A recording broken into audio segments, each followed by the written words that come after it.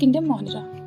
RH. Whittaker ने 1969 में 5 kingdom classification को दिया था, जिसमें से सबसे फर्स्ट जो किंगडम है वो है मोनेरा। अब देखते हैं मोनेरा क्या है।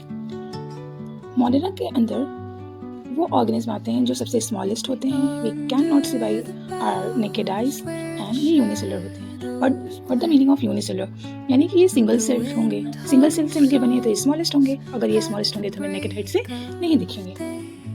जो बैक्टीरिया होता है ये एक सोल मेंबर होता है, एक इंपॉर्टेंट मेंबर होता है मोनेरा किंगडम का। अब ये देखते हैं कि ये कहाँ कहाँ पाया जाता है। Occurrence of the kingdom Monera.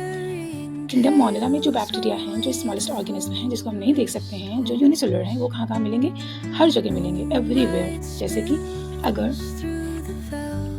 Extreme conditions में या बहुत ज़्यादा हीट होगा, बहुत ज़्यादा कोल्ड होगा, या स्नो वाला रीजन है, या कोई ओशन है, डीप ओशंस में भी किंगडम मोनेरा के मेंबर्स मिलते हैं। कुछ मोनेरा होते हैं पैरासाइट्स नेचर होते हैं।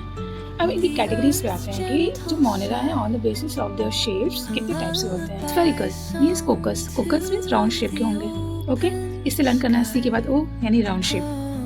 बैसिलस, ठीक है, रॉड शेप होगा ये बैसिलस, बी से याद रखना, बड़ा यानी रॉड शेप लंबा सा होगा।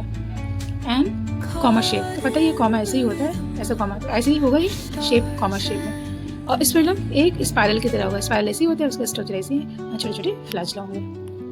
यानी कि ये कैटेगरीज में on the basis of the shape, number 1 spherical, rod shape, comma shape and spirillum. Spherical CO यानी राउंड शेप होगा, B फॉर बैसिलस, B से बड़ा लंबा सा होगा, कॉमा शेप होगा उसका, एंड स्पिरलम स्पाइरल की तरह होगा। इसका स्ट्रक्चर हम इजीली इसको आइडेंटिफाई कर सकते हैं।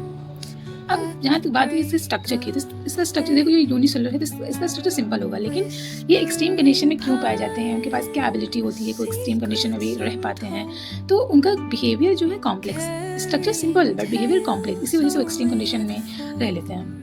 और इनका मोड ऑफ न्यूट्रिशन क्या होता है, बहुत ज़्यादा डाइवर्स होता है। मीन्स छोटे छोटे ऑर्गेनिज्म आएंगे, स्मॉलेस्ट आएंगे, इसको हम नहीं देख सकते हैं, तो उसको आइडेंटिफाई करना, स्टडी करना भी बहुत ईजी नहीं होता है। तो इनमें जो मोड ऑफ न्यूट्रिशन है बहुत ज़्यादा डाइवर्स है। जैसे कि mode of nutrition photosynthetic autotrophic हो सकता है, कीमोसिंथेटिक हो सकता है, हेटरोट्रॉपिक हो सकता है। It's all about Monera.